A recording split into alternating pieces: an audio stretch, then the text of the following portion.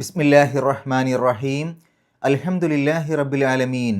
വസ്സല്ലല്ലാഹു അലാ നബീന മുഹമ്മദിൻ വഅലാ ആലിഹി വസ്വഹ്ബിഹി അജ്മഈൻ. അമ്മാ ബഅദ്. പ്രിയമുള്ള ഖുർആൻ പഠിതാക്കളെ, അസ്സലാമു അലൈക്കും വറഹ്മത്തുള്ളാഹി.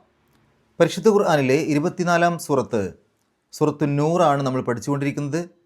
ഈ സൂറത്തിലെ 39 ആയത്തുകളാണ് ഇതിനകം നമ്മൾ മനസ്സിലാക്കിയത്. ഇന്ന് ഇൻഷാ അല്ലാഹ് 40-ാമത്തെ ഒരു ആയത്ത് നമുക്ക് നോക്കാം. അഊസു ബില്ലാഹി മിനശ് ശൈത്വാനിർ റജീം.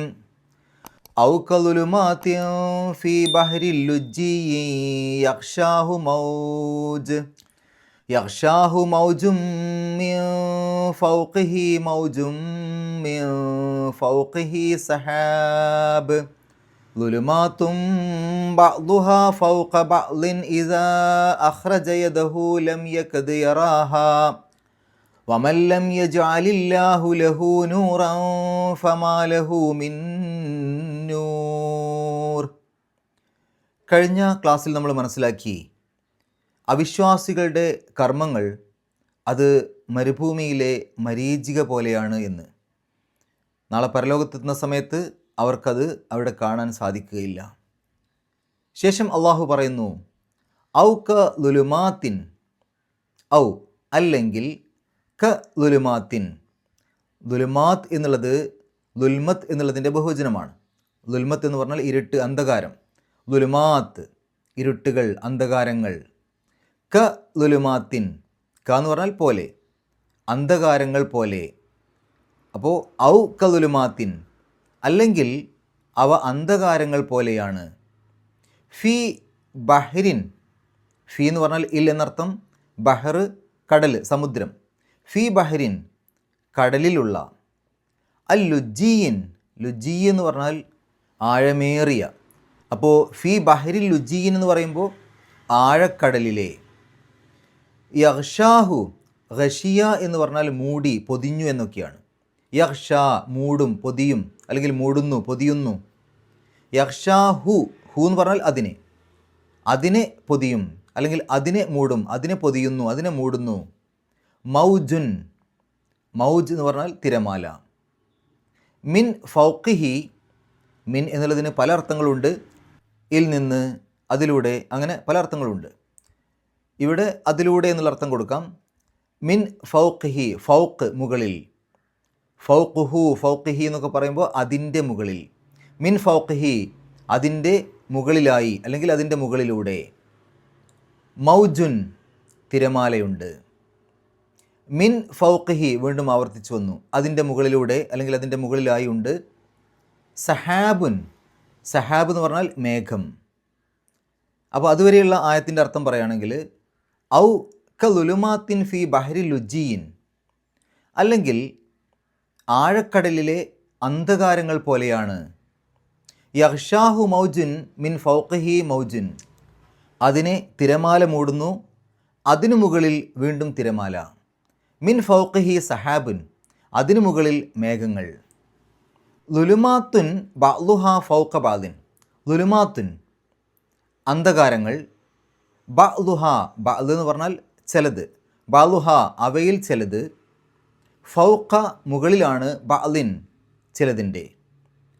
അപ്പോൾ ലുലുമാത്തുൻ ബഅ്ദുഹാ ഫൗഖ ബഅ്ദ്, അവയിൽ ചിലത് ചിലതിൻ്റെ മീതെയാണ് എന്ന് പറഞ്ഞാൽ ഒന്നിന് മീതെ മറ്റൊന്നായിക്കൊണ്ട്. ഇദാ അഖ്റജ യദഹു, ഇദാ എന്ന് പറഞ്ഞാൽ അങ്ങനെ ആയാൽ. അഖ്റജ, ഖറജ പുറത്തു വന്നു, അഖ്റജ പുറത്തു കൊണ്ടുവന്നു. അപ്പോൾ ഇദാ അഖ്റജ പുറത്തു കൊണ്ടുവന്നാൽ, അല്ലെങ്കിൽ പുറത്ത് കാണിച്ചാൽ. യദഹു അവൻ്റെ കൈ, അല്ലെങ്കിൽ ഒരാളുടെ കൈ. ലം യക്കദ് യറാഹ, ലം യക്കദ്, കാദ യക്കാദു, കാദ എന്ന് പറഞ്ഞാൽ ആകുമാറായി. യക്കാദു ആകുമാറാകും, ആകുമാറാകുന്നു. അതിനു മുമ്പിൽ ലം വരുമ്പോൾ ലം യക്കദ് എന്നാവും. ആകുമാറായില്ല. യറാഹ, റഅ എന്ന് പറഞ്ഞാൽ കണ്ടു, യറാ എന്ന് പറഞ്ഞാൽ കാണും, കാണുന്നു. യറാഹ അതിനെ കാണും. അപ്പോൾ ആകുമാറായില്ല, അതിനെ കാണും എന്നൊന്നിച്ച് പറയുമ്പോൾ അതിനെ കാണുമാറായില്ല, അല്ലെങ്കിൽ അതിനെ കാണുമാറാവുകയില്ല. വമൻ ലം യജ്അലില്ലാഹു ലഹു, വാവ് ഇസ്തിനാഫിയുടെ വാവാണ്, പ്രത്യേകിച്ച് അർത്ഥം കൊടുക്കണ്ട. മൻ ആരാണോ, അല്ലെങ്കിൽ ഒരുവൻ. ലം യജ്അൽ, ജഅല ആക്കി, ഏർപ്പെടുത്തി. യജ്അലു ആക്കുന്നു അല്ലെങ്കിൽ ഏർപ്പെടുത്തുന്നു. ലം യജ്അൽ ഏർപ്പെടുത്തി കൊടുത്തില്ല അല്ലെങ്കിൽ ഏർപ്പെടുത്തിയില്ല. ആര്? അള്ളാഹു ഏർപ്പെടുത്തിയില്ല. ലഹു അവന്. ലം യജ്അലില്ലാഹു ലഹു അള്ളാഹു അവന് ഏർപ്പെടുത്തി കൊടുത്തില്ല. എന്ത്? നൂറൻ പ്രകാശം. അള്ളാഹു അവന് പ്രകാശം ഏർപ്പെടുത്തി കൊടുത്തില്ല. അതിൻ്റെ കൂടെയാണ് വമൻ എന്ന് ചേരുക. അങ്ങനെയുള്ള ഒരുവന്, മൻ എന്ന് പറയുമ്പോൾ അങ്ങനെയുള്ള ഒരുവന്. അപ്പോൾ വമല്ലം യജ്അലില്ലാഹു ലഹു അള്ളാഹു അവന് പ്രകാശം ഏർപ്പെടുത്തി കൊടുത്തില്ല അങ്ങനെയുള്ള ഒരുവന് എന്ന് പറഞ്ഞാൽ അള്ളാഹു ആർക്കാണോ പ്രകാശം ഏർപ്പെടുത്തി കൊടുക്കാത്തത്. ഫമാ ലഹു എന്ന് പറഞ്ഞാൽ ഉണ്ട്, അവനുണ്ട്. അതിന് മുമ്പിൽ മാ വരുമ്പോൾ മാ ലഹു അവനില്ല. അതിന് മുമ്പിൽ ഒരു ഫ ഉണ്ട്, ഫ അപ്പോൾ അങ്ങനെ അല്ലെങ്കിൽ എന്നാൽ. ഫമാ ലഹു അപ്പോൾ അവനില്ല. മിൻ നൂരിൻ, മിൻ എന്ന് പറഞ്ഞാൽ ഇൽ നിന്ന്, നൂരിൻ എന്ന് പറഞ്ഞാൽ പ്രകാശം. മിൻ നൂരിൻ പ്രകാശത്തിൽ നിന്ന് ഒന്നും എന്ന് പറഞ്ഞാൽ യാതൊരു പ്രകാശവും. വമല്ലം യജ്അലില്ലാഹു ലഹു നൂറൻ ഫമാ ലഹു മിൻ നൂരിൻ അള്ളാഹു ആർക്കാണോ പ്രകാശം ഏർപ്പെടുത്തി കൊടുക്കാത്തത് അവന് യാതൊരു പ്രകാശവും ഇല്ല. ഒന്നിച്ച് ഈ ആയത്തിൻ്റെ അർത്ഥം പറയുമ്പോൾ ഔക ളുലുമാത്തിൻ ഫി ബഹരി ലുജീൻ അല്ലെങ്കിൽ ആഴക്കടലിലെ അന്ധകാരങ്ങൾ പോലെയാണ്. യഗ്ഷാഹു മൗജുൻ മിൻ ഫൗഖിഹി മൗജുൻ അതിനെ തിരമാല മൂടുന്നു, അതിൻ്റെ മുകളിൽ വീണ്ടും തിരമാല. മിൻ ഫൗഖിഹി സഹാബുൻ അതിൻ്റെ മുകളിൽ മേഘം.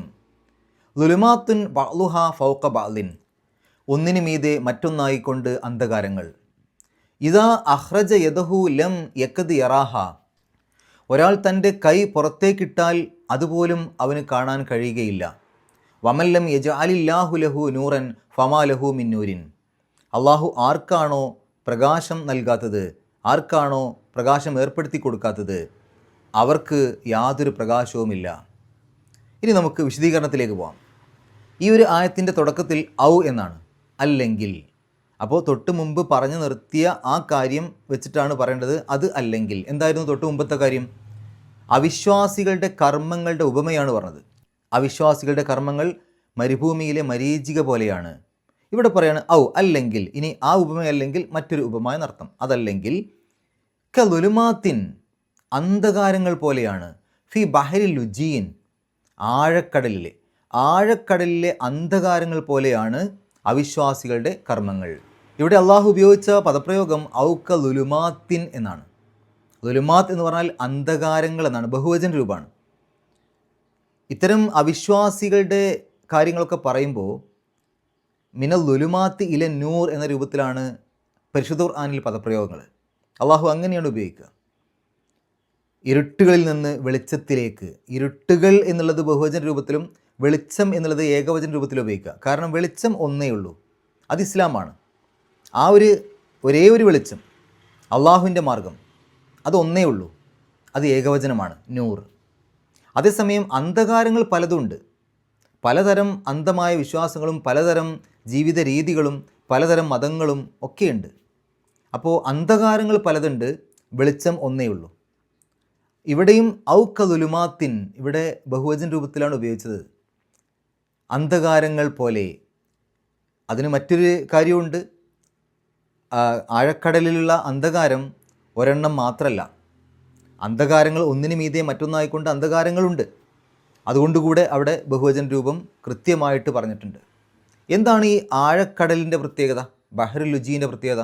ഈ യഗ്ഷാഹു മൗജുൻ മിൻ ഫൗഖിഹി മൗജുൻ മിൻ ഫൗഖിഹി സഹാബുൻ ആ ആഴക്കടലിനെ തിരമാല മൂടുന്നു. ആ തിരമാലയുടെ മുകളിൽ വീണ്ടും തിരമാലയുണ്ട്. ആ തിരമാലയുടെ മുകളിൽ മേഘം ഉണ്ട്. നോക്കൂ നിങ്ങൾ, യഗ്ഷാഹു മൗജുൻ ആ ആഴക്കടലിനെ കുറിച്ച് പറഞ്ഞപ്പോൾ അതിനെ പൊതിയും, അതിനെ മൂടും. എന്ത്? തിരമാല. തിരമാല അതിനെ പൊതിയും അല്ലെങ്കിൽ തിരമാല അതിനെ മൂടുമെന്ന് പറഞ്ഞു. അതിനുശേഷം പിന്നീട് പറയുന്നത് മിൻ ഫൗഖിഹി മൗജുൻ എന്നാണ്. അതിൻ്റെ മുകളിൽ തിരമാലയുണ്ട്. അതിൻ്റെ മുകളിൽ തിരമാലയുണ്ട് എന്ന് പറയുമ്പോൾ അവിടെ ഉപയോഗിച്ച പദം ഫൗഖ് എന്നാണ്, അല എന്നല്ല. അല എന്നുള്ളതും ഫൗഖ എന്നുള്ളതും തമ്മിൽ വ്യത്യാസമുണ്ട്. ഇപ്പോൾ ഒരു പക്ഷി ഒരു മരത്തിൻ്റെ മേലെ ഇരിക്കുകയാണെങ്കിൽ നമ്മൾ അലഷജറത്തി മരത്തിൻ്റെ മേലെ എന്ന് പറയും. ആ മരത്തിലാണ് ഇരിക്കുന്നത് അല്ലെങ്കിൽ മരത്തിൻ്റെ മേലെയാണ് ഇരിക്കുന്നത്. എന്നാൽ മരത്തിൻ്റെ കുറേ മുകളിലൂടെ പറന്നു പോവുകയാണെങ്കിൽ അപ്പോൾ നമ്മൾ ഫൗക്ക ഷജറത്തി എന്ന് പറയാം, മരത്തിൻ്റെ മുകൾ ഭാഗത്തുകൂടെ, മരത്തിൻ്റെ മേലെ തൊട്ടിട്ടല്ല, അതിന് തൊടാതെ കുറേ വിട്ടിട്ടാണ്. ഇതേപോലെ ഇവിടെ ഫൗക്ക എന്ന് പറയുമ്പോൾ ആദ്യം ആ ഒരു ആഴക്കടലിലെ അന്ധകാരത്തെക്കുറിച്ച് പറഞ്ഞു, അതിനെ മൂടിക്കൊണ്ട് അല്ലെങ്കിൽ അതിനെ പൊതിഞ്ഞുകൊണ്ട് തിരമാലയുണ്ടെന്ന് പറഞ്ഞു. പിന്നെ മിൻ ഫൗഖിഹി മൗജിൻ എന്ന് പറയുമ്പോൾ അതിനെ തൊടാതെ മറ്റൊരു തിരമാല എന്ന് പറഞ്ഞാൽ കുറേ ഉയരങ്ങളിലായിക്കൊണ്ട് മറ്റൊരു തിരമാല. അതേതാണ് തിരമാല? അത് ഉപരിതല തിരമാല.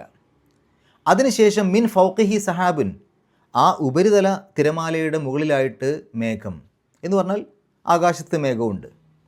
അപ്പോൾ ഇവിടെ നമ്മൾ നോക്കിയാൽ നമുക്ക് കാണാൻ സാധിക്കും വലിയൊരു അത്ഭുതമാണ് ഈ ഒരു ആയത്ത്. അപ്പോൾ ഇവിടെ ആഴക്കടലിൽ അന്ധകാരമുണ്ട് എന്നുള്ളത് ഒരു കാര്യം. മറ്റൊന്ന്, ആ അന്ധകാരത്തിൻ്റെ മുകളിൽ അല്ലെങ്കിൽ ആ ഒരു ആഴക്കടലിൻ്റെ മുകളിൽ തിരമാലയുണ്ട്. ആ തിരമാലക്ക് മേലെ വേറെയും തിരമാലയുണ്ട്. അപ്പോൾ ആ ആദ്യം പറഞ്ഞ തിരമാലയും രണ്ടാമത് പറഞ്ഞ തിരമാലയും തമ്മിൽ തൊടാതെയാണ്, അതിൻ്റെ ഇടയിൽ നല്ല വ്യത്യാസമുണ്ട്. അപ്പോഴാണ് ഫൗക്ക എന്ന് ഉപയോഗിക്കുക. അപ്പോൾ അത് ഉപരിതല തിരമാലയാണ്. പിന്നീട് അതിൻ്റെ മുകളിൽ അവിടെയും ഫൗക്ക എന്നാണ് ഉപയോഗിച്ചത്. അപ്പോൾ ആ ഉപരിതല തിരമാലയെ തൊടാതെ കുറേ മുകളിലായിട്ട് മേഘം ഉണ്ട്. ഇനി ഇവിടെ നോക്കുക, ഈ ആഴക്കടലിലെ അന്ധകാരത്തെക്കുറിച്ച് എന്നാണ് ആളുകൾക്ക് കൃത്യമായി മനസ്സിലാക്കാൻ സാധിച്ചത്? നബി സല്ലല്ലാഹു അലൈഹി വസല്ലമയുടെ കാലത്ത് ആ ആളുകൾക്ക് കാര്യമായിട്ട് കടലിനെക്കുറിച്ചൊരു വിവരമില്ല. കടൽ യാത്ര ചെയ്ത ആളല്ല പ്രവാചകൻ സല്ലല്ലാഹു അലൈഹി വസല്ലമ. അന്ന് കടലിനെക്കുറിച്ചൊന്നും കാര്യമായിട്ടൊരു വിവരമില്ല. അവരുടെ മുമ്പിലുള്ള പരിശുദ്ധ ഖുർആനിലാണ് ഈ ആഴക്കടലിലെ അത്ഭുതങ്ങളെക്കുറിച്ച് പറയുന്നത്. കടലിൽ 20 മീറ്റർ വരെയാണ് ശരിക്ക് ഒരു മനുഷ്യന് സാധാരണഗതിയിൽ നീന്തിയൊക്കെ അല്ലെങ്കിൽ ഊളിയിട്ടൊക്കെ എത്താൻ പറ്റുക. അവിടെ നിന്ന് അങ്ങോട്ട് താഴേക്ക് പോകണമെങ്കിൽ ഉപകരണങ്ങളുടെ സഹായം വേണം. ഇനി കടലിനെ പ്രകാശം എത്തുന്നതിൻ്റെ അടിസ്ഥാനത്തിൽ പ്രധാനമായും 5 തിരിച്ചിട്ടുണ്ട്. കടലിൻ്റെ മുകൾ ഭാഗത്ത് നിന്ന് 200 മീറ്റർ താഴ്ച വരെ എപ്പി പിലാജിക് സോൺ എന്നാണ് പറയുക, പ്രകാശമേഖല എന്നതിനെ പറയാം.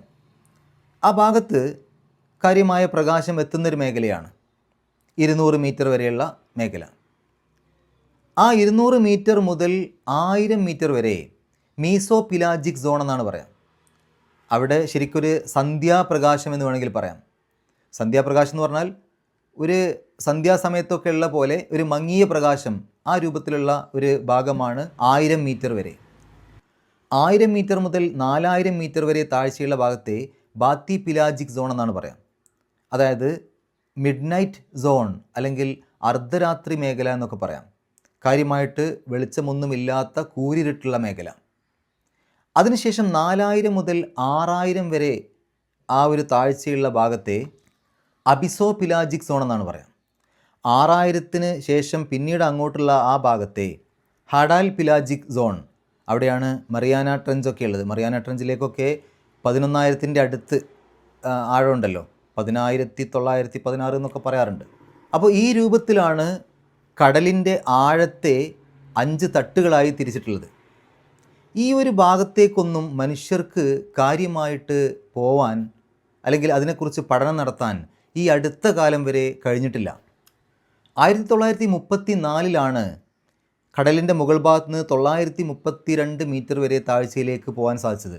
അപ്പോഴും ആ കൂരിരുട്ടുള്ള ഭാഗത്തേക്ക് എത്തിയിട്ടില്ല. 1954 കടലിൻ്റെ മുകൾ ഭാഗത്ത് നിന്ന് 4041 മീറ്റർ താഴ്ച വരെ പോകാൻ പറ്റിയത്. അപ്പോഴാണ് ശരിക്കും ആ കൂരിരുട്ടുള്ള ഭാഗത്തേക്ക് മനുഷ്യനെത്തിയത്. പിന്നീട് 1960 ഏറ്റവും താഴെ ഭാഗത്തേക്ക്, അതായത് മറിയാന ട്രെഞ്ചൊക്കെയുള്ള ആ ഒരു ഭാഗത്തേക്ക് എത്താൻ സാധ്യമായത്.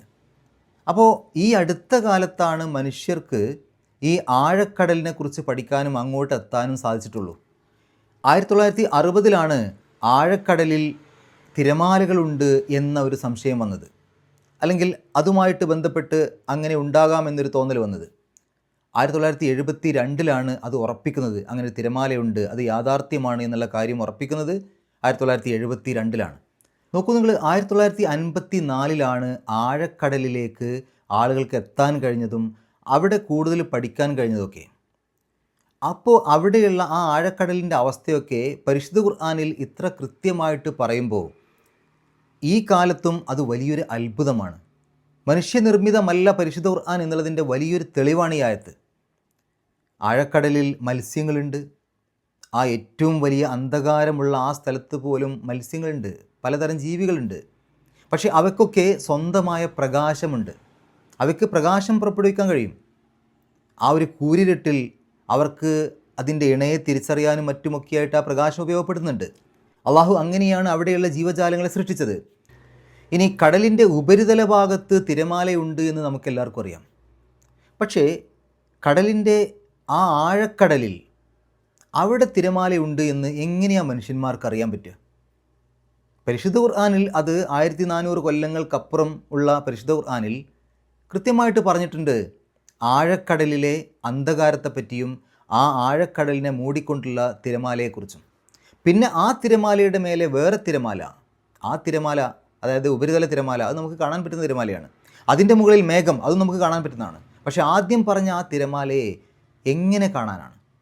1972 ഈ ആഴക്കടലിൽ തിരമാലയുണ്ട് എന്ന് ശാസ്ത്രം ഉറപ്പിക്കുന്നത്. അപ്പോൾ ഇത്ര കൃത്യമായി ഈ കാര്യങ്ങൾ പരിശുദ്ധ ഖുർആനിൽ വരണമെങ്കിൽ ഇത് മനുഷ്യനിർമ്മിതമല്ല എന്നുള്ള കാര്യം ഉറപ്പാണ്. ഇനി നമുക്ക് കാണാൻ സാധിക്കും, ഈ ഒരു ആയത്തിലൂടെ കടലിനെക്കുറിച്ച് പഠിപ്പിക്കലല്ല പരിശുദ്ധ ഖുർആൻ ചെയ്യുന്നത്, അല്ലെങ്കിൽ അള്ളാഹു ചെയ്യുന്നത്. മറിച്ച് അവിശ്വാസികളുടെ കർമ്മങ്ങളെ ഉപമിക്കുകയാണ്. തൊട്ട് മുമ്പത്തെ ആയത്തിൽ അവിശ്വാസികളുടെ കർമ്മങ്ങളെ മരീചികയോട് ഉപമിച്ചു. ഈ ആയത്തിൽ അത് കൂരാക്കൂരി ഇരുട്ടിനോട് അല്ലെങ്കിൽ അന്ധകാരത്തോട് ഉപമിച്ചു. അവിശ്വാസികളുടെ കർമ്മങ്ങൾ അങ്ങനെയാണ്, അത് മുഴുവൻ അന്ധകാരത്തിലാണ്, അല്ലെങ്കിൽ അതെല്ലാം അന്ധകാരമാണ്. അവിശ്വാസികളുടെ ജീവിതം തന്നെ അന്ധകാരമാണ്. കാരണം അവർ ചെയ്യുന്നത് മുഴുവൻ തെറ്റുകളാണ്. ആ തെറ്റുകൾക്ക് മീതെ അവർ തെറ്റുകൾ വീണ്ടും ചെയ്തുകൊണ്ടിരിക്കുന്നു. പ്രകാശത്തിൻ്റെ ആ ഒരു വഴി അവർക്ക് കിട്ടിയിട്ടില്ല. അവർ പ്രകാശം സ്വീകരിച്ചിട്ടില്ല. അവർക്ക് ഈ ലോകത്ത് സൂര്യപ്രകാശവും മറ്റോ കിട്ടുമെന്നല്ലാതെ യഥാർത്ഥത്തിൽ ആത്മീയമായ പ്രകാശം, നാളെ പരലോകത്ത് വിജയിക്കാൻ വേണ്ട പ്രകാശം, അതവർക്ക് നേടിയെടുക്കാൻ കഴിഞ്ഞിട്ടില്ല. അവർ ഈ ലോകത്ത് അന്ധകാരങ്ങളിലാണ്. എന്നിട്ട് ഇവിടെ അള്ളാഹു പറയാം, ളുലുമാത്തുൻ ബഅ്ലുഹാ ഫൗഖ ബഅ്ദിൻ, ഇരുട്ടുകൾക്ക് മീതെ ഇരുട്ടുകൾ, അന്ധകാരങ്ങൾക്ക് മീതെ അന്ധകാരങ്ങൾ എന്ന് പറയുമ്പോൾ അവിടെ പല അത്ഭുതങ്ങളുണ്ട്.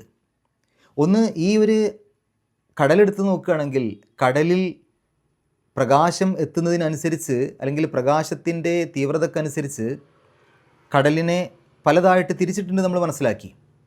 അപ്പോൾ അവിടേക്ക് എല്ലാ ഭാഗങ്ങളിലും എല്ലാ മേഖലയിലും ഒരേപോലെയുള്ള ഇരുട്ടല്ല ഉള്ളത്. ഏറ്റവും മുകൾ ഭാഗത്ത് 200 മീറ്ററൊക്കെ എത്തുമ്പോൾ അത്യാവശ്യം നല്ല പ്രകാശമുണ്ട്. പിന്നീട് അവിടുന്ന് ഒരു മങ്ങിയ പ്രകാശം, പിന്നീട് അവിടുന്ന് അങ്ങോട്ട് ഇരുട്ട്, കൂരാകൂരിരുട്ട്. അങ്ങനെ ആ ഇരുട്ടുകൾ ഒന്നൊന്നിൻ്റെ മീതെയായിട്ട് ഇരുട്ടുകൾ, പല ഇരുട്ടുകളുണ്ട്. പരിശുദ്ധ ഖുർആനിൽ അല്ലാഹു പറയാണ്, ളുലുമാത്തുൻ ബഅ്ലുഹാ ഫൗഖ ബഅദ്, ഇരുട്ടുകൾക്ക് മീതെ ഇരുട്ട്. നോക്കൂ നിങ്ങൾ, ഇതിൽ മറ്റൊരു അത്ഭുതം, നൂറുൻ അലാ നൂർ എന്ന് തൊട്ട് മുമ്പ് നമ്മൾ പഠിച്ചു പോയതാണ് ആയത്തിൽ. അപ്പോൾ അതിന് പകരം ഇവിടെ ഇരുട്ടുകൾക്ക് മീതെ ഇരുട്ട്. സത്യവിശ്വാസികൾക്ക് കിട്ടുന്നത് ആ പ്രകാശത്തിൻ്റെ മേലെ പ്രകാശമാണ്. അവിശ്വാസികൾക്കുണ്ടാവുന്നത് ഇരുട്ടുകൾക്ക് മീതെ ഇരുട്ട്. അപ്പോൾ പ്രകാശത്തിന് മേൽ പ്രകാശം, ഇരുട്ടിന് മേൽ ഇരുട്ട്. ഒന്ന് സത്യവിശ്വാസികൾക്കുള്ളതാണ്, ഒന്ന് അവിശ്വാസികൾക്കുള്ളതാണ്. അപ്പോൾ പ്രകാശത്തിന് മേൽ പ്രകാശം, അത് സത്യവിശ്വാസികൾക്ക്, ഇരുട്ടിന് മേൽ ഇരുട്ട്, അത് അവിശ്വാസികൾക്ക്.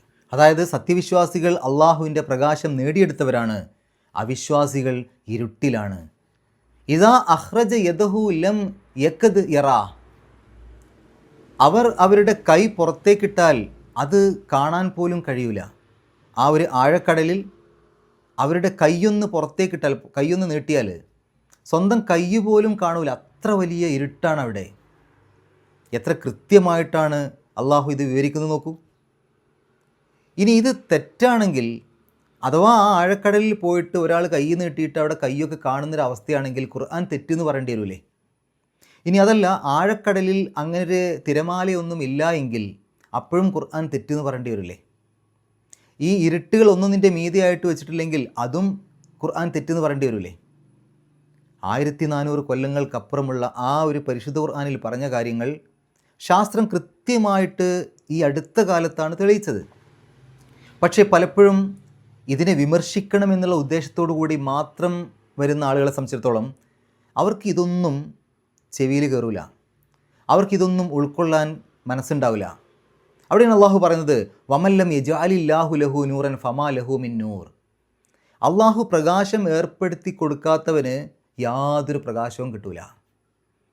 ഇവിടെ ആ ഒരു ആഴക്കടലിൽ അള്ളാഹു പല ജീവികൾക്കും പ്രകാശം കൊടുത്തിട്ടുണ്ട്. അപ്പോൾ അള്ളാഹു പ്രകാശം കൊടുത്തിട്ടില്ല എങ്കിൽ അവയ്ക്കൊന്നും പ്രകാശം ഉണ്ടാവില്ല എന്ന് സാധാരണഗതിയിൽ നമുക്കതിന് വേണമെങ്കിൽ അർത്ഥം അങ്ങനെ പറയാം. പക്ഷേ യഥാർത്ഥത്തിൽ തൊട്ട് മുമ്പത്തെ ആയത്ത് മുതലുള്ള കാര്യങ്ങൾ പറഞ്ഞു പോകുമ്പോൾ ഈ ഒരു ഭാഗത്തിന് അള്ളാഹു പ്രകാശം ഏർപ്പെടുത്തി കൊടുക്കാത്തവന് യാതൊരു പ്രകാശവും ഉണ്ടാവില്ല എന്നുള്ളതിന് വളരെ വലിയൊരർത്ഥമാണുള്ളത്. അള്ളാഹു ആർക്കാണോ അവൻ്റെ ആ നൂർ, അവൻ്റെ ആ പ്രകാശം നൽകാത്തത്, അവൻ കൂരിരുട്ടിലായിരിക്കും എന്ന് പറഞ്ഞാൽ ചില ആളുകൾ അള്ളാഹുവിൻ്റെ ഈ മാർഗനിർദ്ദേശങ്ങൾ സ്വീകരിക്കാൻ താല്പര്യം കാണിക്കാത്ത ആളുകളുണ്ട്. അള്ളാഹുവിൻ്റെ ഈ ആദർശം മനസ്സിലാക്കാനും അംഗീകരിക്കാനും ഇഷ്ടപ്പെടാത്ത ആളുകളുണ്ട്. മനസ്സിലായിട്ട് പോലും എങ്ങനെയെങ്കിലുമൊക്കെ വിമർശിക്കണം എന്നുള്ള രൂപത്തിൽ മാത്രം മുന്നോട്ട് വരുന്ന ആളുകളുണ്ട്. അങ്ങനെയുള്ള ആളുകൾക്ക് ആ ആളുകൾ എന്നും ഇരുട്ടിൽ തന്നെയായിരിക്കും. അള്ളാഹു ഈ ഒരു പ്രകാശം നൽകണമെന്നുണ്ടെങ്കിൽ അത് ആ പ്രകാശം കിട്ടണമെന്നൊരു ആഗ്രഹം ഉണ്ടാവണം. അതിനുവേണ്ടി പണിയെടുക്കണം. ആ രൂപത്തിൽ മനസ്സിൽ ഒരു സത്യം എനിക്ക് മനസ്സിലാക്കണം, യാഥാർത്ഥ്യം മനസ്സിലാക്കണം, യാഥാർത്ഥ്യം എന്താണെന്ന് ഉൾക്കൊണ്ടാൽ അതനുസരിച്ച് ജീവിക്കാൻ ഞാൻ തയ്യാറാണ് എന്നൊരു നല്ല മനസ്സുണ്ടാവണം. അതില്ലാത്തിടത്തോളം അള്ളാഹു അത്തരം ആളുകൾക്ക്, ഇതിനെ വെറുതെ എതിർത്തുകൊണ്ടിരിക്കുന്ന ആളുകൾക്ക് അള്ളാഹുവിൻ്റെ പ്രകാശം കിട്ടില്ല. അങ്ങനെ ആ ഒരു പ്രകാശം കിട്ടാത്ത ആളുകൾക്ക് അവർ കൂരിരുട്ടിലായിരിക്കും, അവർക്ക് യാതൊരു പ്രകാശവുമില്ല. നോക്കൂ, നിങ്ങൾ കേരളത്തിൽ അറിയപ്പെട്ട ഒരു സംവാദം നടന്നല്ലോ. അപ്പോൾ യുക്തിവാദികളുടെ ഭാഗത്തു നിന്ന് അവർ ചോദിച്ചിരുന്ന ചോദ്യത്തിന് ഇസ്ലാമിൻ്റെ ഭാഗത്തു നിന്നുള്ള മറുപടി ഈ ആയത്തിലൂടെയാണ് കൊടുത്തത്. യുക്തിവാദികൾ ചോദിച്ചത്, മുഹമ്മദ് നബിയുടെ കാലത്ത് ഉള്ള ആളുകൾക്ക് അന്ന് അവർ കേട്ട ഏതെങ്കിലും ഒരു ശാസ്ത്രകാര്യം അത് പിൽക്കാലത്ത് തെളിയിച്ചു, സത്യമാണെന്ന് തെളിയിച്ചു. അങ്ങനെ ഏതെങ്കിലും ഒരു ആയത്ത് പരിശുദ്ധ ഖുർആനിലുണ്ടെങ്കിൽ ഷഹാദത്ത് കലിമ ചൊല്ലാമെന്നൊക്കെയാണ് പറഞ്ഞത്. പക്ഷേ ഈ ആയത്ത് കൃത്യമായി അതിന് മറുപടിയായിക്കൊണ്ട് അവതരിപ്പിച്ച സമയത്ത് നിഷ്പക്ഷമായി ചിന്തിക്കുന്ന ആർക്കും യാഥാർത്ഥ്യം മനസ്സിലാകുന്ന തരത്തിൽ ആ കാര്യങ്ങൾ അവതരിപ്പിച്ച സമയത്ത് അതിൽ നിന്ന് തിരിഞ്ഞോടുകയാണ് ചെയ്തത്. ഈ ഒരു സമയത്ത് ഓർമ്മ വരുന്നൊരു കാര്യം, അന്ന് ആ സംവാദം നടന്നതിന് ശേഷം ഒരു ഉസ്താദിൻ്റെ ഒരു പ്രതികരണം ഉണ്ടായിരുന്നു. ഷഹാദത്ത് കലിമ ചൊല്ലാമെന്നൊക്കെ പറഞ്ഞ ആളുകൾ ഷഹാദത്ത് കലിമ ചൊല്ലിയിട്ടില്ലെങ്കിലും നാം ചൊല്ലിയ ഷഹാദത്ത് കലിമയുടെ മഹത്വം എത്ര വലുതാണ് എന്ന് നമുക്ക് ബോധ്യമായി എന്നാണ് അദ്ദേഹം പറഞ്ഞത്. യാഥാർത്ഥ്യമല്ലേ? നമ്മളൊക്കെ ചൊല്ലിയ ഷഹാദത്ത് കലിമ എത്ര സുന്ദരമാണ്, എത്ര മഹത്തരമാണ്, നമ്മളൊക്കെ എത്ര ഭാഗ്യം കിട്ടിയവരാണ് എന്ന് ഈ ഒരു ആയത്തിൻ്റെ ആ യഥാർത്ഥ വിശദീകരണം വന്നപ്പോൾ, യുക്തിവാദികളുമായിട്ടുള്ള ആ സംവാദം നടന്നപ്പോൾ നമുക്കെല്ലാവർക്കും അഭിമാനം തോന്നിയില്ലേ? അത്രയും മഹത്തരമായ ഷഹാദത്ത് കലിമയുടെ വക്താക്കളാണ് നമ്മളെന്ന് പറയുമ്പോഴും അതനുസരിച്ച് ജീവിക്കാൻ അള്ളാഹു അനുഗ്രഹം നൽകിയതിലും. അപ്പോൾ കഴിഞ്ഞ ആയത്തുകളിൽ നിന്ന് ഈ ആയത്തിലേക്ക് എത്തുമ്പോൾ ചില കാര്യങ്ങൾ നമുക്ക് മനസ്സിലാക്കാൻ സാധിക്കും. സത്യവിശ്വാസികൾ അവർ പ്രകാശം നേടിയ ആളുകളാണ്, അവർ പ്രകാശം നേടിയെടുത്ത ആളുകളാണ്. എന്നാൽ അവിശ്വാസികളുടെ കർമ്മങ്ങൾ അവ മരുഭൂമിയിലെ മരീചിക പോലെയാണ്. അള്ളാഹു അങ്ങനെയാണ് ഒരു ഉപമ പറഞ്ഞത്. അല്ലെങ്കിൽ ആ അവിശ്വാസികളുടെ കർമ്മങ്ങൾ അത് ആഴക്കടലിലെ അന്ധകാരം പോലെയാണ്. അപ്പോൾ അവിശ്വാസികളുടെ കർമ്മങ്ങളെക്കുറിച്ച് അള്ളാഹു രണ്ട് ഉപമയാണ് ഇവിടെ പറഞ്ഞത്. ഒന്ന്, അത് മരുഭൂമിയിലെ മരീചിക പോലെയാണ്. രണ്ട്, അത് ആഴക്കടലിലെ അന്ധകാരം പോലെയാണ്. ആഴക്കടലിലെ അന്ധകാരം എന്ന് പറയുമ്പോൾ അത് കൂരിരുട്ടാണ്. അതിൻ്റെ മേലെ തിരമാലയുണ്ട്, അതിൻ്റെ മേലെ വീണ്ടും തിരമാലയുണ്ട്, അതിൻ്റെ മേലെ മേഘങ്ങളുണ്ട് എന്ന് പറഞ്ഞാൽ ആ അന്ധകാരം ഏറ്റവും താഴെയാണ്. അത് ആ അന്ധകാരത്തിൻ്റെ ഭാഗത്തേക്ക് പ്രകാശം കിട്ടൂല. ഇത്തരം ആളുകൾക്ക് പ്രകാശം കിട്ടൂല. അത്തരം ആളുകൾക്ക് പ്രകാശം കിട്ടാൻ അവരുടെ മനസ്സ് തുറക്കുന്നില്ല, അവരതിന് താല്പര്യപ്പെടുന്നില്ല. അവർ അള്ളാഹുവിനെ എതിർക്കാനും വിമർശിക്കാനും മാത്രമാണ് താല്പര്യപ്പെടുന്നത്. അതുകൊണ്ട് അവർ അന്ധകാരത്തിൻ്റെ അടിത്തട്ടിലാണ് കിടക്കുന്നത്. അവർ ചെയ്യുന്ന എല്ലാ കാര്യങ്ങളും അന്ധകാരങ്ങളാണ്. അവർ ചെയ്യുന്നതൊക്കെ ഇരുട്ടുകളാണ്, അന്ധകാരങ്ങളാണ് അവർ ചെയ്യുന്നതൊന്നും അള്ളാഹുവിൻ്റെ അടുത്തേക്ക് ഒരു പ്രതിഫലം ലഭിക്കുന്ന രൂപത്തിൽ കിട്ടൂല. അപ്പോൾ ഈ ഒരു കാര്യം കൃത്യമായി അള്ളാഹു ഈ ഒരു ആയത്തിലൂടെ എടുത്തു കാണിക്കുന്നു. നമുക്ക് ഈ ആയത്തിൽ വന്ന പാരായണ നിയമങ്ങൾ നോക്കാം. ഔക്ക ലുലുമാത്തിൻ എന്നുള്ളതിൻ്റെ അവസാനത്തിൽ തൻവീന് ശേഷം ഫ ആണ്. അവിടെ ഇഖ്ഫാ ചെയ്യണം, മറച്ചു വെച്ചുകൊണ്ട് മണിക്കണം. അപ്പോൾ ലുലുമാത്തിൻ ഫി ബഹരിൻ ലുജീൻ, അവിടെ ബഹരിൻ എന്നുള്ളതിൻ്റെ അവസാനത്തിൽ തൻവീനുണ്ട്, ശേഷം ലാമാണ്. ലാമിൻ്റെ മുമ്പ് തൻവീൻ വരുമ്പോൾ ആ തൻവീനിനെ ലാമിലേക്ക് പൂർണ്ണമായി ലയിപ്പിക്കുക, മണിക്കാനേ പാടില്ല. ഇദ്ഗാം ബിലാ ഗുന്ന അല്ലെങ്കിൽ ഇദ്ഗാം ബിഗൈരി ഗുന്ന. അപ്പോൾ ബഹരിൽ ലുജീൻ, ബഹരി എന്ന് പറഞ്ഞിട്ട് ലുജീൻ ഷദ്ദുള്ള ലാമ് പറയാം, ബഹരിൽ ലുജീൻ. റാഇന് കസ്റായതുകൊണ്ട് അവിടെ രീ എന്നുള്ള ഉച്ചാരണം കൊടുക്കുക, ബഹരി, ബഹരിൽ ലുജീൻ. ലുജീൻ എന്നുള്ളതിൻ്റെ അവസാനത്തിൽ തൻവീന് ശേഷം യാ ആണ്. യാഇൻ്റെ മുമ്പ് തൻവീന് വരുമ്പോൾ ആ തൻവീനിനെ യായിലേക്ക് ലയിപ്പിക്കുക, മണിക്കുക, ഇദ്ഗാം ബിഗുന്ന. അപ്പോൾ ലുജീൻ യഖ്ഷാഹു, ലുജീൻ യഖ്ഷാഹു. യഖ്ഷാഹു എന്നുള്ളതിൻ്റെ അവസാനത്തിൽ ഹാ ഉൽ-ലമീർ വന്നു. ആ ഹാ ഉൽ-ലമീറിൻ്റെ മുമ്പും ശേഷവും ഉള്ള അക്ഷരങ്ങൾക്ക് ഹർക്കത്തുണ്ടോ നോക്കണം. ഇവിടെ ശേഷമുള്ള അക്ഷരത്തിന് ഹർക്കത്തുണ്ട്, മീമിന് ഫത്ഹ ഉണ്ട്. പക്ഷേ മുമ്പുള്ള അക്ഷരം എന്ന് പറഞ്ഞാൽ അതൊരു നീട്ടലാണ്, ഷാ എന്ന് പറഞ്ഞിട്ടുള്ള നീട്ടലാണ്. നീട്ടൽ വന്നു കഴിഞ്ഞാൽ അത് ഹർക്കത്തായിട്ട് പരിഗണിക്കൂല, അതൊരു സുക്കൂനുള്ള അക്ഷരമായിട്ടാണ് പരിഗണിക്കുക. അതുകൊണ്ട് ആ ഹാ ഉൽ-ലമീറിൻ്റെ രണ്ട് ഭാഗത്തും ഹർക്കത്തുണ്ടോ ചോദിച്ചാൽ ഇല്ല, അതുകൊണ്ട് അതിനെ നീട്ടാൻ പാടില്ല, യഖ്ഷാഹു എന്നേ പറയാവൂ. മൗജുൻ എന്നുള്ളതിൻ്റെ അവസാനത്തിൽ തൻവീന് ശേഷം മീമാണ്. മീമിൻ്റെ മുമ്പ് തൻവീന് വന്നാൽ തൻവീനിനെ മീമിലേക്ക് ലയിപ്പിക്കുക, മണിക്കുക, ഇദ്ഗാം ബിഗുന്ന. അപ്പോൾ മൗജുമ്മിൻ, മൗജുമ്മിൻ.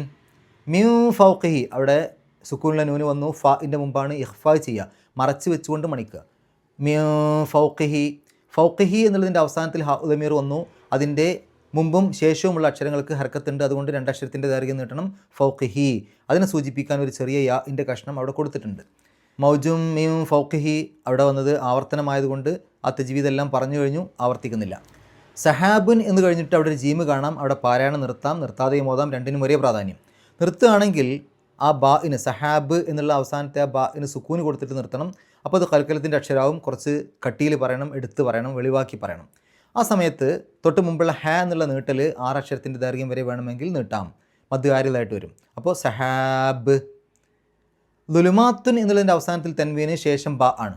ബാഇൻ്റെ മുമ്പ് തൻവീനോ സുക്കൂനുള്ള നൂനോ ഒക്കെ വന്നാൽ അവിടെ ആ തൻവീനിലെ നൂനിൻ്റെ ശബ്ദത്തെ മീമിൻ്റെ ശബ്ദമാക്കി മാറ്റണം. ഇഖ്ലാബ് എന്നാണ് നിയമത്തിൻ്റെ പേര്. അതിനെ സൂചിപ്പിക്കാൻ ഒരു വാല് താഴേക്കുള്ള മീം അവിടെ കാണിച്ചിട്ടുണ്ടാവും.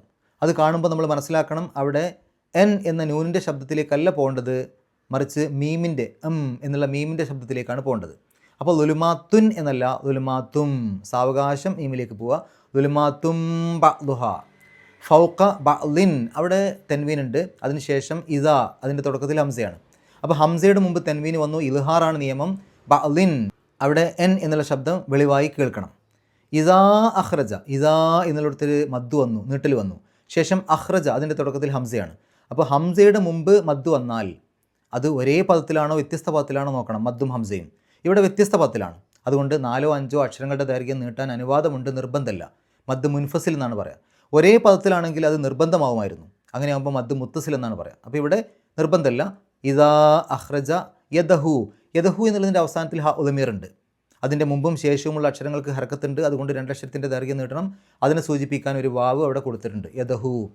ലം യക്കദ്, അവിടെ ദാലിന് സുക്കൂൻ വന്നു, കൽക്കലത്തിൻ്റെ അക്ഷരമാണ്, വെളിവാക്കി പറയണം, എടുത്ത് പറയണം, യക്കദ്.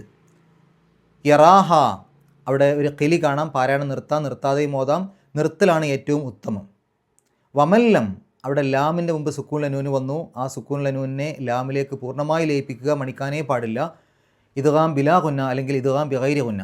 അപ്പോൾ വമല്ലം, വമൻ എന്ന് പറയില്ല, വമല്ലം. യജ്, അവിടെ ജീമിന് സുക്കൂന് വന്നു, കൽക്കലത്തിൻ്റെ അക്ഷരമാണ്, എടുത്ത് പറയാം. യജ്, യജ് അലില്ലാഹു, അള്ളാഹു എന്നുള്ള പദത്തിൻ്റെ തൊട്ട് മുമ്പുള്ള അക്ഷരത്തിന് കെസർ വന്നു, അതുകൊണ്ട് ഇല്ലാ എന്നുള്ള ഉച്ചാരണം കൊടുക്കണം. യജ് അലില്ലാഹു, യജ് അലില്ലാഹു എന്ന് പറയില്ല, യജ് അലില്ലാഹു. ലഹു, അവിടെയും ഹാ ഉൽ-ലമീർ വന്നു, അതിൻ്റെ മുമ്പും ശേഷവുമുള്ള അക്ഷരങ്ങൾക്ക് ഹർക്കത്തുണ്ട്, അതുകൊണ്ട് 2 അക്ഷരത്തിൻ്റെ ദൈർഘ്യം നീട്ടണം. അതിനെ സൂചിപ്പിക്കാനാണ് ഒരു ചെറിയ വാവ്. അപ്പോൾ ലഹു. നൂറൻ, അതിൻ്റെ അവസാനത്തിൽ തൻവീന് വന്നു, ശേഷം ഫ ആണ്. ഫാഇന് മുമ്പ് തൻവീന് വന്നാൽ അവിടെ ഇഖ്ഫ ആണ് നിയമം, മറച്ചു വെച്ചുകൊണ്ട് മണിക്കണം, അല്ലെങ്കിൽ അവ്യക്തമാക്കി മണിക്കണം. അപ്പോൾ നൂറൻ ഫമ. ഫമാ ലഹു, അവിടെയും ഹാ ഉൽ-ലമീർ വന്നു, അതിനെയും 2 അക്ഷരത്തിൻ്റെ ദൈർഘ്യം നീട്ടണം, കാരണം മുമ്പും ശേഷമുള്ള അക്ഷരങ്ങൾക്ക് ഹർക്കത്തുണ്ട്. മിൻ നൂർ, അവിടെ നൂനിൻ്റെ മുമ്പ് സുക്കൂണിലെ നൂന് വന്നു, ഇദ്ഗാം ബിഗുന്ന, ആ ആദ്യത്തെ നൂനിനെ രണ്ടാമത്തെ നൂനിലേക്ക് ലയിപ്പിക്കുക, മണിക്കുക. മിൻ നൂർ, അവസാനത്തെ റാഇന് സുക്കൂന് കൊടുത്തിട്ട് നിർത്തണം. അപ്പോൾ തൊട്ട് മുമ്പുള്ള നീട്ടൽ 6 അക്ഷരത്തിൻ്റെ ദൈർഘ്യം വരെ നീട്ടാൻ അനുവാദമുള്ള മദ് ആരിലായിട്ട് വരും. നമുക്ക് ഈ ആയത്തൊന്ന് പാരായണം ചെയ്യാം, ശേഷം ഗ്രാമർ പറയാം. അഊസു ബില്ലാഹി മിനശ് ശൈത്വാനിർ റജീം. ഔ കളുലുമാതിൻ ഫീ ബഹരിൽ ലുജ്ജിയ്യിൻ യഖ്ശാഹു മൗജും മിൻ ഫൗഖിഹി മൗജ്, യഖ്ശാഹു മൗജും മിൻ ഫൗഖിഹി മൗജും മിൻ ഫൗഖിഹി സഹാബ്. ظلمات بعضها فوق بعض إذا أخرج يده لم يكد يراها വമല്ലം യജ്അലില്ലാഹു ലഹു നൂറൻ ഫമാ ലഹു മിൻ നൂർ. ഗ്രാമർ നോക്കുകയാണെങ്കിൽ ഔ കലുലുമാത്തിൻ ഫീ ബഹരിൻ, ഫീ എന്നുള്ളത് ഹർഫ് ജറാണ്. ഫീക്ക് ശേഷം വരുന്ന ഇസ്മുകൾക്ക് ജറ് കിട്ടണം, സാധാരണ കെസർ കൊണ്ടോ കെസർ തൻവീൻ കൊണ്ടോ. അതുകൊണ്ടാണ് ഫീ ബഹരിൻ, ബഹർ എന്നുള്ളതിന് അവസാനത്തിൽ കെസർ തൻവീൻ ഇട്ടത് ആ ഫീ വന്നതുകൊണ്ടാണ്. ഇനി ആ ബഹർ എന്നുള്ളതിനെ വിശേഷിപ്പിക്കുന്ന പദമാണ് ലുജി. ബഹർ കടൽ, എങ്ങനെയുള്ള കടൽ? ആഴമുള്ള കടൽ. അപ്പോൾ ലുജി എന്നുള്ളത് സിഫത്താണ് അല്ലെങ്കിൽ നഅത്താണ്, വിശേഷണമാണ്. ഒരു പദത്തെ മറ്റൊരു പദം കൊണ്ട് വിശേഷിപ്പിക്കുമ്പോൾ രണ്ടിനും ഒരേ രൂപഘടന കിട്ടണം. അതുകൊണ്ടാണ് ബഹരിൻ, ലുജിയിൻ രണ്ടിൻ്റെയും അവസാനത്തിൽ കെസർ തൻവീനാണ്, അതായത് ജറാണ് രണ്ടിനും. രണ്ടിൻ്റെയും തുടക്കത്തിൽ അലിഫ്ലാമില്ല. ഇനി യഗ്ഷാഹു, അതിനെ മൂടും, മൗജുൻ തിരമാല. അപ്പോൾ എന്താണ് മൂടുന്നത്? തിരമാലയാണ് മൂടുന്നത്. അപ്പോൾ അത് സബ്ജക്റ്റാണ്, അല്ലെങ്കിൽ ഫായിലാണ്, അല്ലെങ്കിൽ കർത്താവാണ്. അതുകൊണ്ട് അതിന് റഫ് കിട്ടണം. അതുകൊണ്ടാണ് മൗജുൻ എന്ന് ലമ്മ് തൻവീൻ ഇട്ട് എഴുതിയത്. ഇനി എന്തിനെയാണ് മൂടുക? യഗ്ഷാഹു, അതിനെ. അതിനെ എന്ന് പറയുമ്പോൾ ആ ആഴക്കടലിനെ. അപ്പോൾ ആ ഹു എന്നുള്ളത് അവിടെ മഫ്ഊലും ബിഹിയാണ്, അല്ലെങ്കിൽ ഒബ്ജക്റ്റാണ്, കർമ്മാണ്. ഒബ്ജക്റ്റിന് അല്ലെങ്കിൽ മഫ്ഊലും ബിഹിക്ക് എപ്പോഴും ഇറാബ് നെസ്ബാണ്. പക്ഷേ ഹു എന്നുള്ളത് നെസ്ബിൻ്റെ സ്ഥാനത്താണെന്ന് പറയാനേ പറ്റുള്ളൂ. അത് മബിനിയായൊരു പദമാണ്, അതിന് മാറ്റമൊന്നും വരില്ല, അത് അങ്ങനെ തന്നെ എഴുതാനേ പറ്റുള്ളൂ. അപ്പോൾ നമ്മൾ ഈ ഫായിലും മഫ്ഊലും ബിഹിയും തിരിച്ചറിയാൻ വേണ്ടിയിട്ട് ആരാണ് എന്നുള്ള രൂപത്തിലൊരു ചോദ്യം ചോദിച്ചു കഴിഞ്ഞാൽ അതിൻ്റെ ഉത്തരം വരുന്നതാണ് ഫായിൽ. ഒരു പ്രവൃത്തി ചെയ്യുമ്പോൾ ആ പ്രവൃത്തി ആര് ചെയ്തു, എന്തിനെപ്പറ്റി, ആരെപ്പറ്റി എന്നുള്ള രൂപത്തിലൊക്കെ പറയുമ്പോൾ അതാണ് മഫ്ഊലും ബിഹി ആയിട്ട് വരിക. അപ്പോൾ ഇവിടെ യഗ്ഷാഹു, അതിനെ മൂടും. ആരാണ് മൂടുന്നത്? മൗജ്, തിരമാലയാണ് മൂടുന്നത്. അപ്പോൾ തിരമാല എന്നുള്ളത് ഫായിലാണ്, അല്ലെങ്കിൽ സബ്ജക്റ്റ് കർത്താവ്. ഇനി എന്തിനെയാണ് മൂടുന്നത്? ഹു, അതിനെ. അത് മഫ്ഊലും ബിഹിയാണ്. മിൻ ഫൗഖിഹി, ഫൗഖ എന്നുള്ളതിൻ്റെ മുമ്പിൽ മിൻ വന്നപ്പോൾ ഫൗഖി എന്നായി. മിൻ എന്നുള്ളത് ഹർഫ് ജറാണ്, നേരത്തെ ഫീ പറഞ്ഞ പോലെ തന്നെ. മൗജുൻ മിൻ ഫൗഖിഹി സഹാബുൻ ളുലുമാത്തുൻ ബഅ്ലുഹ ഫൗഖ ബഅദ്.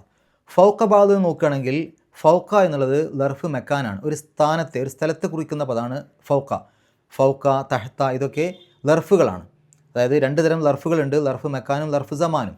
ഒരു കാലത്തെ സൂചിപ്പിക്കുന്ന പദമാണെങ്കിൽ ലർഫ് സമാനാണ്, ഒരു സ്ഥാനത്തെ, ഒരു സ്ഥലത്തെ കുറിക്കുന്ന പദമാണെങ്കിൽ ലർഫ് മെക്കാനാണ്. അപ്പോൾ ഫൗഖ, തഹ്ത എന്നുള്ളതൊക്കെ ലർഫ് മെക്കാനാണ്.